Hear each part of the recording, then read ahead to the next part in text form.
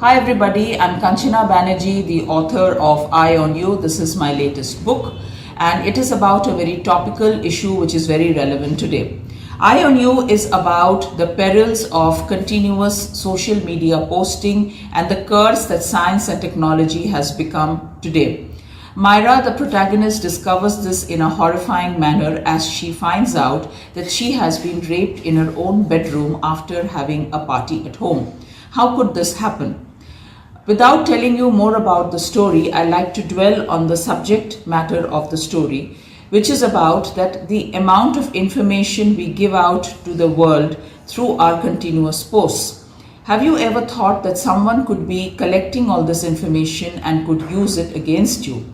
And on the other hand, science and technology has become so advanced today that it has become a curse, almost a threat.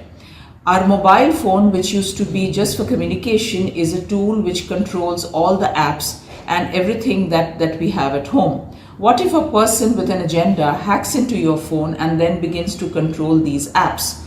You could be in so much danger, as Myra also discovers. If you enjoy reading thrillers, a chilling tale, Eye on You is something that you would enjoy reading. Please do read the book, buy the book. It's available on Amazon and Flipkart, and do let me know what you think about it. Thank you, and don't forget, someone has eyes on you. Good morning and welcome back to Studio 3. Let's now begin Why Buy My Book, where brand new authors pitch their debut books to you. We hope that all our readers enjoy these fresh ideas and let them convince you to buy their books. Let's listen to them now. Thank you.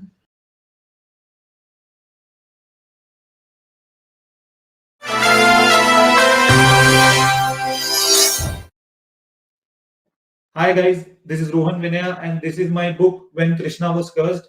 This book follows Krishna's journey through the forest to retrieve the Samyantaka gem.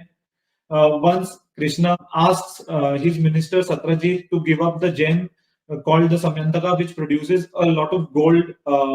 When Satrajit denies his request and loses it in the later part of his life, he assumes that Krishna has stolen it, and that is when he accuses Krishna of stealing the gem. And then Krishna, to clear his name out of this controversy, goes into the forest and retrieves the gem. That is what the book is all about. I want people to follow the karmas of these gods instead of just looking at their images, and that is what is the inspiration for this book. I go to temples and I just see people staring at the idols of these gods and just praying for their own selfish reasons. But it is important for us to look at what these gods have done and what these people have gone through to attain the status of God. And if we read about all of the stuff that these guys have done, we'll come to know that we have to follow them through their karma, not just their image. In the Mahabharata and in the entire Dwapar Yuga, Krishna is seen as a friend, philosopher, guide by a lot of people, including the Pandavas. But Krishna himself wields his weapons from time and time. And therefore, in this book, I have included a lot of incidents where Krishna proves his worth through his own karmas. And that is why this book is different, and that is why everybody should read it. Everybody from every walk of life should read this book because this book tells you about the four yogas: Gyan Yoga, Raj Yoga, Bhakti Yoga, and Karma Yoga. These are the four pillars of a human's life. These are the four ways in which a guy can attain moksha.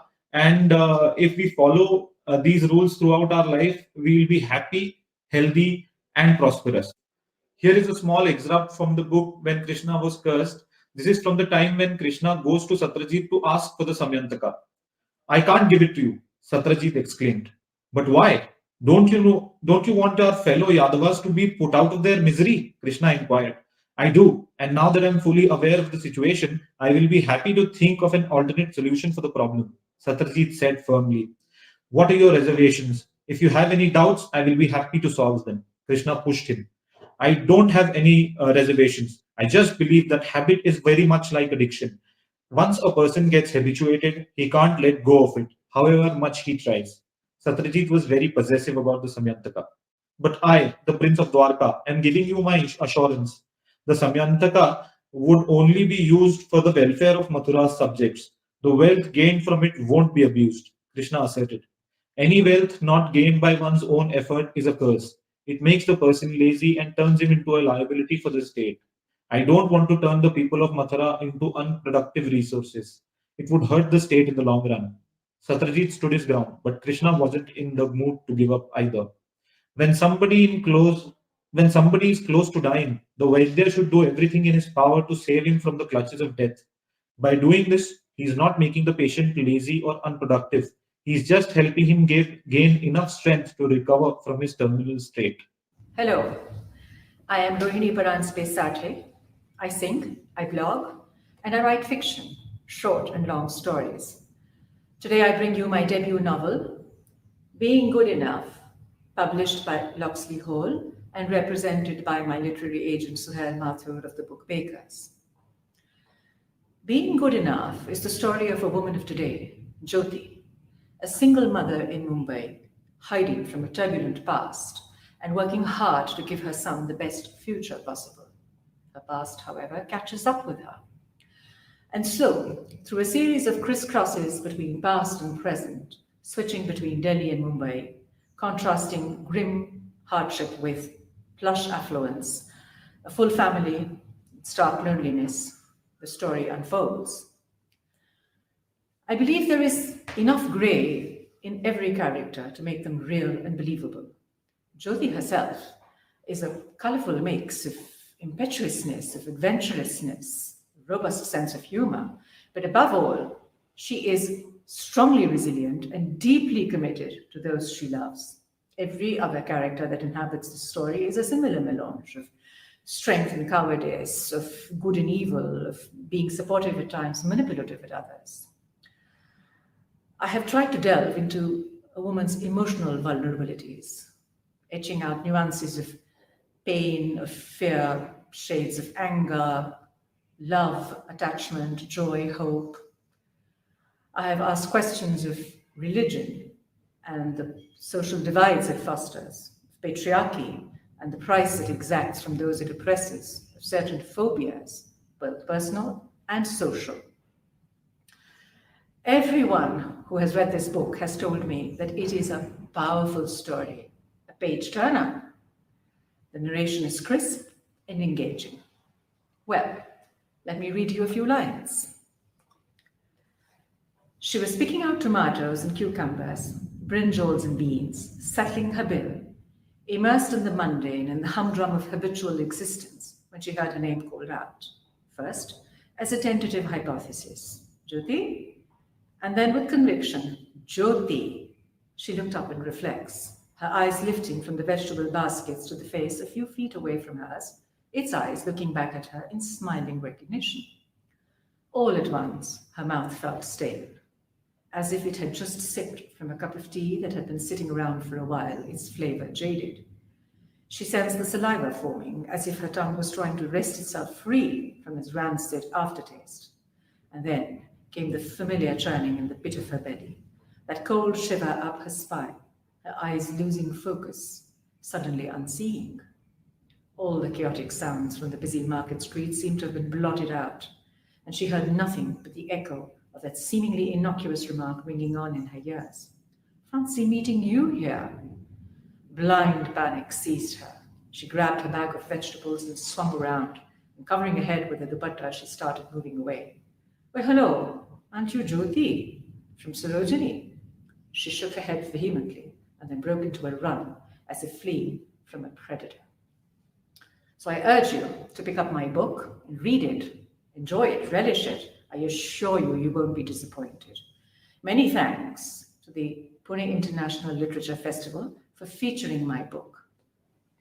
Being Good Enough. Thank you. Hi guys, my name is Rashima, and do you know what my favorite stories are? Love stories, of course.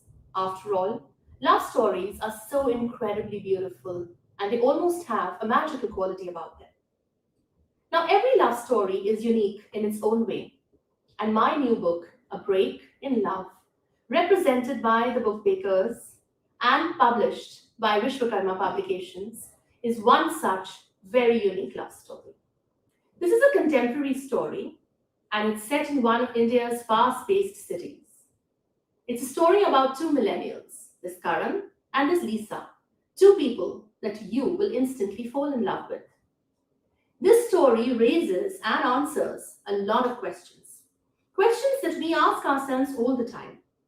Questions about love, about relationships, passion, heartbreak, rediscovery, and about surviving in this crazy, frenetic, fast paced world of ours.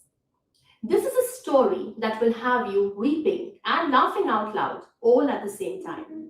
Yes, my friends, this book will stir up a whole lot of emotions inside you, and that, I think, is what a good book should do, isn't it?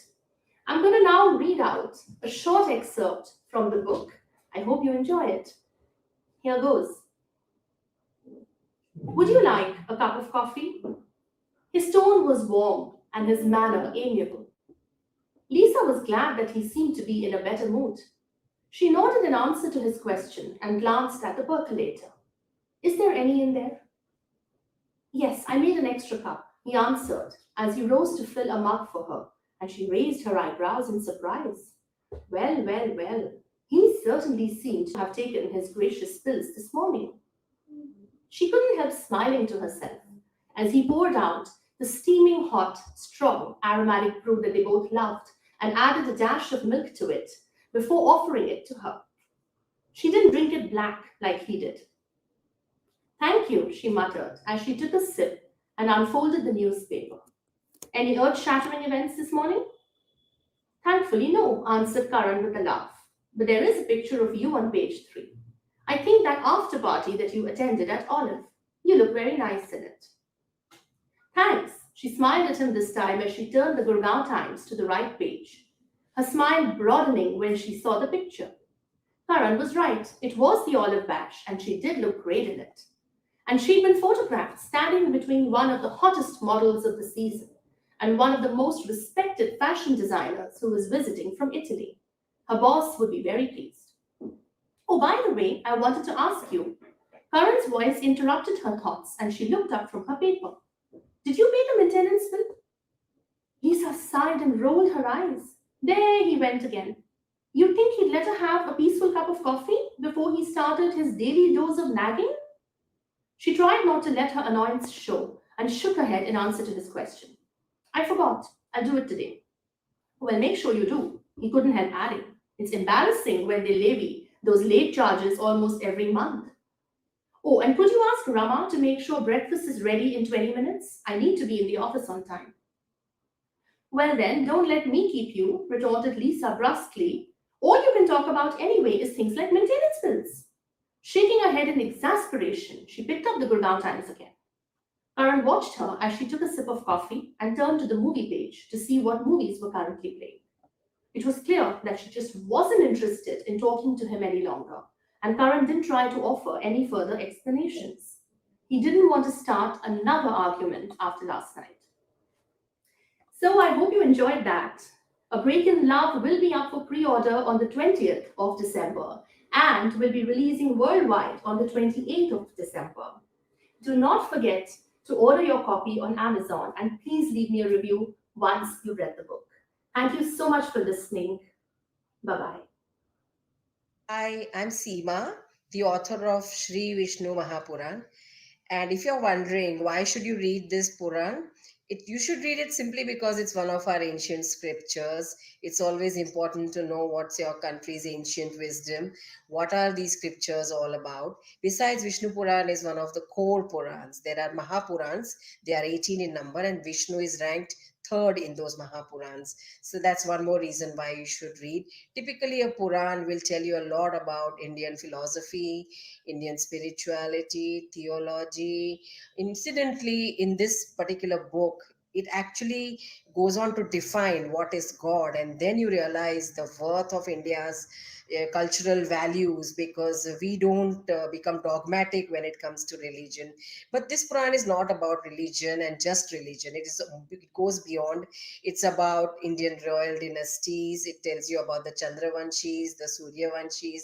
There are hilarious stories about various kings. There are autobiographical accounts of which sage and which king or queen had what kind of interesting twist in their life. It deals, and some other very interesting stories are also about Prahlad and Dhruv. But these are stories which are far more detailed than what we already know about them. As Indians, we always associate Prahlad with Holi, but there's much more to it. The book has lot of odes and eulogies, and these eulogies tell us about the way in which you can appeal, and you can, it's like the quality of an auto suggestion. I mean, it almost comes out like to be an auto suggestion. And there is one whole section which is totally devoted to Krishna. So I think that's one more reason, if you want to have an authentic account of Krishna, then that's one more reason why you should be reading this book. I'll read out a very interesting paragraph from the book about Krishna. This is about, when the Devs had gone to meet Vishnu with their problem, they went along with the earth. And the earth was, it was like almost like she had too much of it and she wanted reprieve. So they go and appeal to Vishnu, who has now given his darshan. And Sage Parashar, who's the central character in this book, narrates to Maitreya, who is a student. So here goes. This is how the paragraph comes out to be.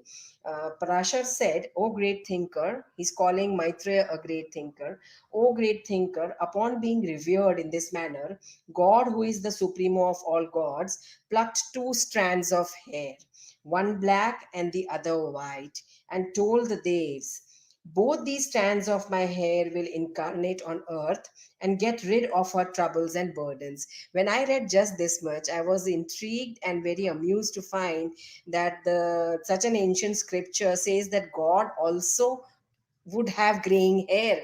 He has black and white hair. So, well, that was a revelation to me. I'll read further. Each member of the Dev category will incarnate on the earth. They will do so from a part of respective selves and combat with those insane deities who were born prior to them. Then, the moment I glance at them, all the daityas who are on Earth's surface will be undoubtedly crushed and annihilated. The strand of my black hair will incarnate through the womb of Devki, when this Devi, like wife of Vasudev, conceives for the eighth time. After incarnating and descending on earth in this manner, the hair, will kill Kans, who is none other than reborn. Kalnemi reborn. So essentially, here he's hinting how Krishna will be born and he will be killing Kans. So I'm doing a very hurried reading. You must excuse if I have not read it very lucidly. But there are many reasons why you should read this book. And unless you lay your hands on it, you will not be able to discover the joy of it. And as I send this message to you, I am full of thanks for Loxley Hall Publishing for bringing out this book, and to Suhail Mathur for facilitating this whole interaction of mine with yours. Thank you. Hello everyone, I'm Shalaka Kulkani and I'm here to talk about my first book, Arenda. Thank you, Pune Literary Festival, for giving me this beautiful opportunity to speak about my collection of flash fiction based in modern India. There are 52 stories in this book based on every week of the year. This is how it looks, and it is available across all leading e-commerce sites around the globe. It has been endorsed by Namita Gokhale ji, and she says that this whimsical, charming, and utterly relatable collection of flash fiction is written with creativity, imagination, and an original style. I chose to self publish the book because I wanted to go through the whole process of paper pregnancy and delivering my first book baby. I'm a marketer by profession. I'm also a TEDx speaker and a painter. So before I read a story from the book, I would like to take a moment to read the blurb, and here we go. This is a gallery of local Indian markets, gajras, and peppermints. It serves made kut and adhesives on a dinner plate. There are earrings on soft boards and Marlboros on college canteen floor. It has gungroos on a Christmas wreath and embroidery hoops stuck in rusty buses. It echoes the walls of a boho apartment and art classes in kaleidoscopic brothels. This is a gallery of the supernatural, divine, extraordinary, and inherent, the power within us and all living beings. This is Orenda, this is us. So, Orenda means the magical, mystical power vested in all human beings to do good. And on that note, I'm going to read a story called Charmolpi from the book. Charmolpi is a Greek expression of feeling happy and sad at the same time. Manju was born in Shimoga, Karnataka. This wanderer moved to Bangalore at the age of 16 in search of job prospects. Landed a job as a chef cum waiter at a local Udupi restaurant. Being a fidgety human, Manju was bored with doing the dishes. Cleaning the marble table, Manju murmured to a regular customer, I have been here for 6 years, Ramesh Babu. It feels so caged. I desperately want to get out of this. Can you help? Ramesh Babu was a middle aged businessman well acquainted with the e commerce dynamics. He suggested a job Manju would enjoy. You can be a delivery executive, you know. You can deliver food, clothes, medicines, and happiness to people. What do you think? Ati Uttama, Babu, Ati Uttama. In a week, Manju joined a leading e commerce brand, bought Babu's 12-year red scooty as well. Basic English lessons and road explorations had begun in full fervor. It was review time after 3 months. The chart shone bright with a 4.6-star rating. But the manager's face clearly communicated that something was amiss. We came across feedback about your code of conduct. A few customers have mentioned that you say bless you while delivering the order. Is it true, Manju? Yes, it was true and a little odd. Yes, madam, I do. I know it wasn't taught in the training sessions. You might be thinking I say bless you because we deliver happiness to people. But I say bless you because I'm happy and sad at the same time. The crowd was flummoxed. Because they're privileged, they know what to buy and what would make them look great. Sorry, what exactly? Manju gasped and gazed at the warehouse premises filled with packed and unpacked orders, fellow executives and seniors, big walls and ceiling fans, and spoke after two deep breaths about the closet. Thanks to this uniform, I don't know what will look good on me, madam. A crop top or a sports tee, a palazzo, or maybe a maxi. The truth is, I don't even know if you should address me by Manjunath or Manjushri. Thank you so much. Do grab a copy of Aranda from the leading e-commerce brands and share your feedback with me. Thank you so much once again.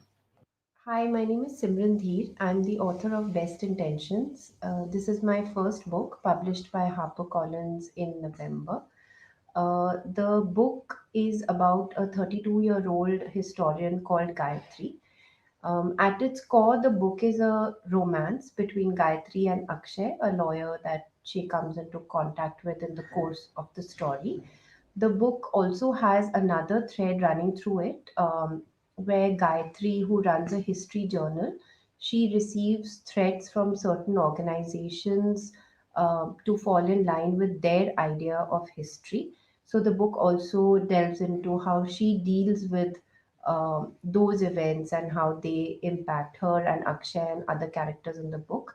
The book is based in Delhi and has a lot of characters that would be familiar to people living in Delhi.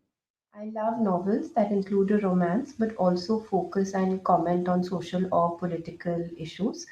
I wasn't doing this consciously while writing, but I think I've written a book that I'd like to read.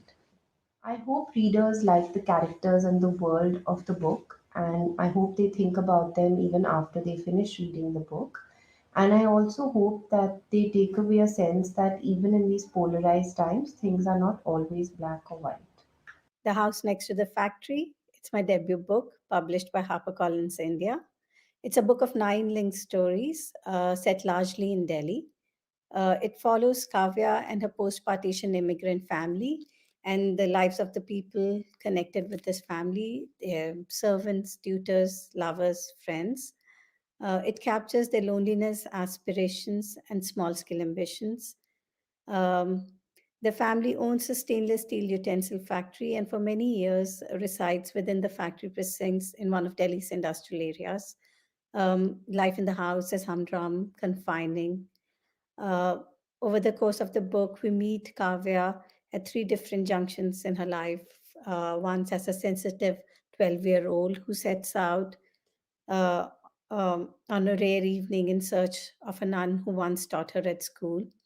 Uh, then again, as a 20-year-old who is in a complicated relationship, um, complicated and complex.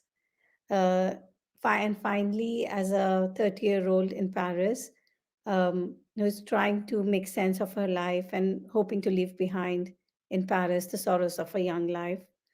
In the opening story of the book, we meet Mr. Lamba, who is the tutor, who is a home tutor to Kavya's brother and cousin. He's a quiet and affectionate man, and soon a warm bond develops between Mr. Lamba and his two young pupils. Unfortunately, Mr. Lamba um, uh, gets injured in the anti-Sikh riots of '84, and this warm relationship comes to an end. In another story, we meet one of the family's servants who is in a relationship with a low caste sweeper.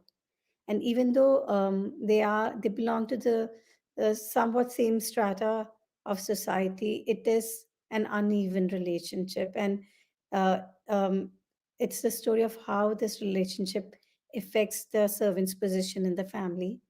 In yet another story, we meet Kavya and her a father and uncle who, on the way back from the factory one evening, stop at a kebab shop uh, to wait out their rush hour.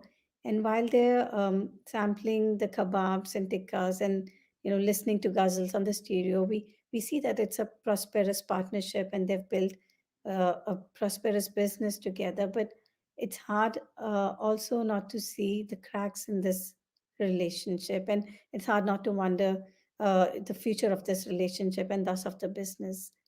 Um, the house next to the factory, it spans 30 years. It's set between 1980 to 2010, and we watch over the course of the book. We watch the family transition from bourgeois to elite, and we also over these 30 years we also witness India transitioning from Nehruvian principles of socialism to becoming a open and open economy, and governed by money and desire and globalization.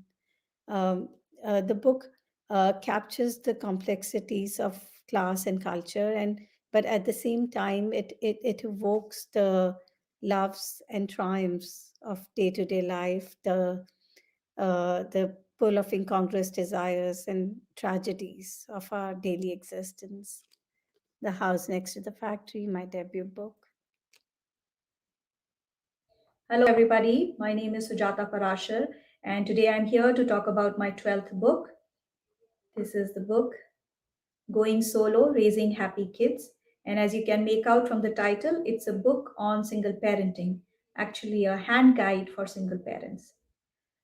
With the social cultural changes that we are witnessing in society, from increased rate in divorces to people not wanting to get married but wanting to experience parenthood or single parenthood, we may see this kind of family structure becoming common in the future. As a single parent and also as a psychosocial trainer, I found that the needs and challenges of children raised in single parent households are much different than those found in dual parent households. However, there are very few books in the market on single parenting. There are several books written, marvelous books written on parenting, but there are rarely any books, especially in our country. And that's why I decided to write this book. Besides me, 50 other single parents have contributed to the book in the form of um, their experiences, anecdotes, some simple and effective single parenting techniques.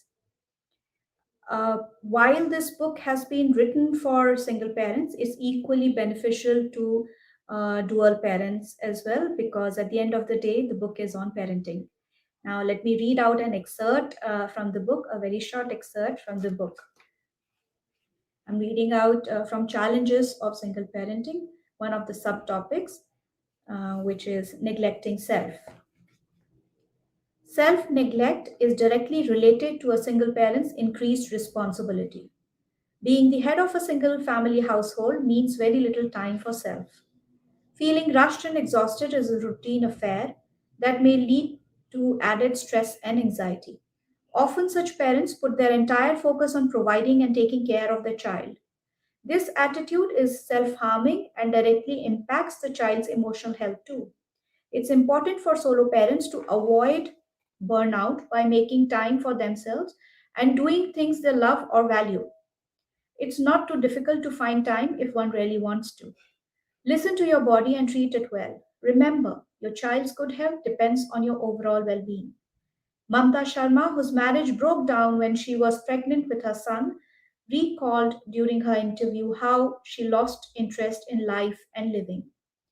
She said she stopped caring for herself and only focused on her son and his needs.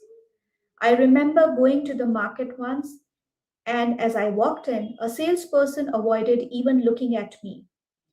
He must have thought I could not afford to buy anything from his store. That was when I realized what I had done to myself. That day onward, my recovery from self neglect began.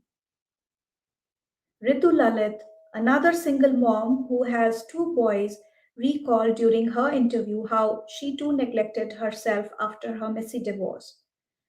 I put on tons of weight and became a diabetic, thanks to the stress and anxiety. I have other health issues too. They are in control because I consciously meditate. So I'll stop here. I hope you find this short read beneficial, useful, and it kind of hooks you, makes you curious to know more about the book. Thank you very much and enjoy your day. Bye bye. Hello, everybody. My name is Vivek Chaturvedi. I'm the author of The Secret of the Stolen Idols, a book released by Loxley Hall Publishing last year. The book is a historical mystery fiction set in the state of Goa, where I've spent 30 beautiful years of my life. Why should you read this book? Well, four main reasons. The storyline. This is an idol chase, but not an ordinary one. This is real historical stuff. The book draws itself heavily from well documented recorded history of several temples, notably of Mahalakshmi and Betal temple of Goa, how the idols disappeared, came back, and how many murders and destructions ensued for the sake of protection and looting of the temples. Two, content and mysticism.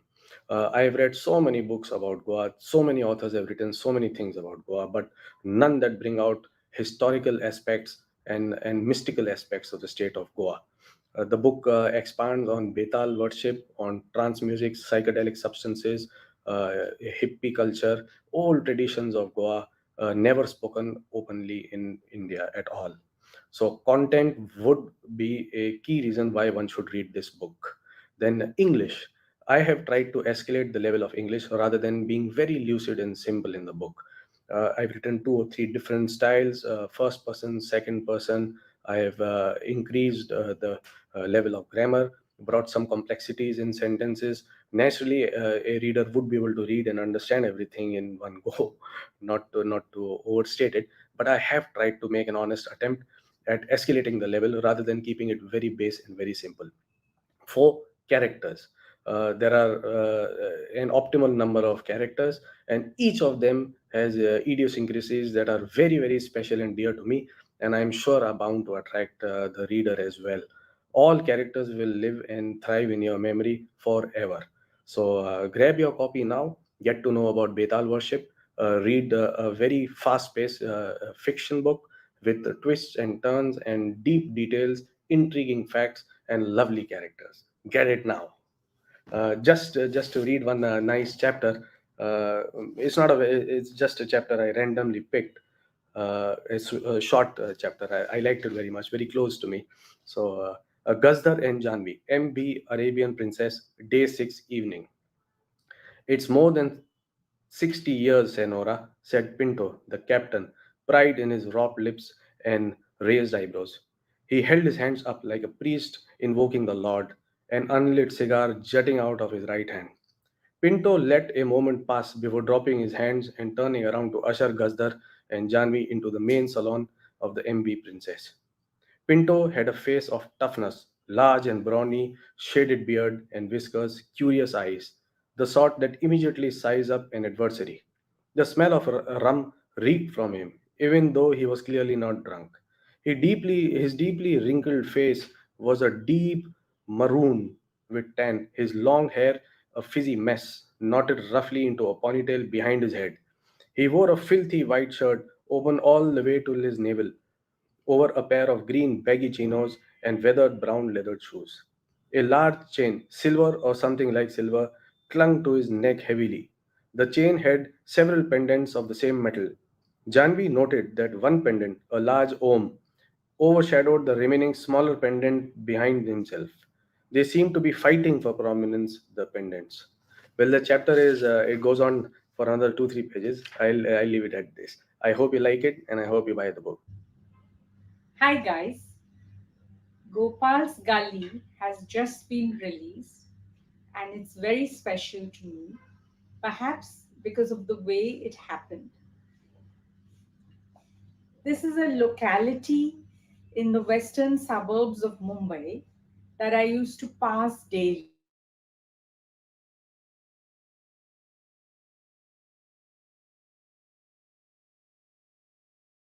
The gully from the railway tracks. Through a crack in the wall, I noticed a shack on the other side, and I wondered, what if a boy lived here?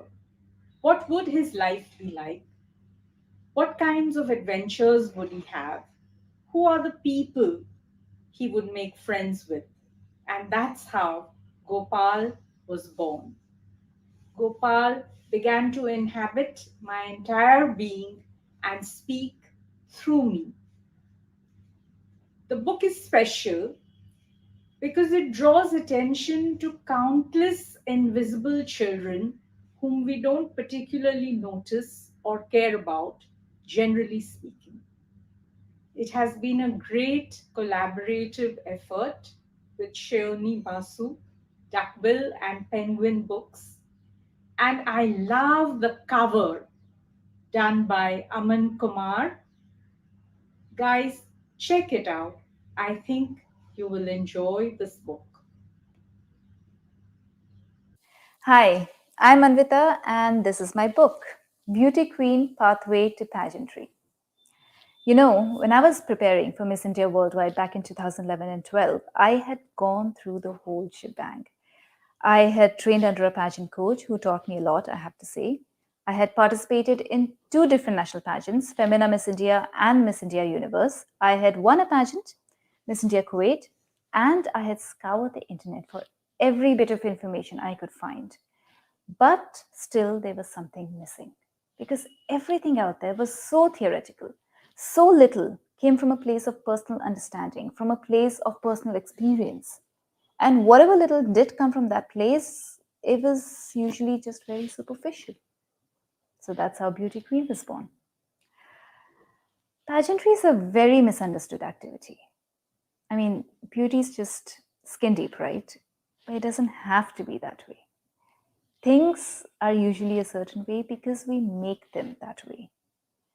We treat them in a certain manner and we mold them to what our limited perception says it should be.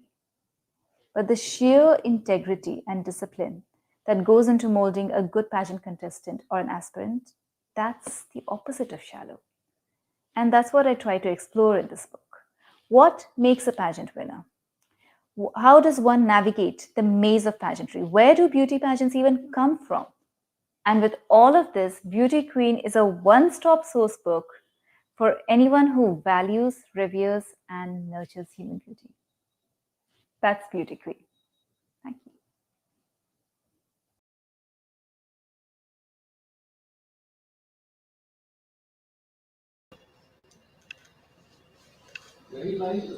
Good afternoon. We wish good luck to our authors for their books and their future endeavors. This was an amazingly interesting session, and we thank all our debut authors for being guests at PILF. Next, we have a very interesting discussion on Puran Kathache Lihita Satile Sthan. Join us for the same at 3:30 p.m. Thank you.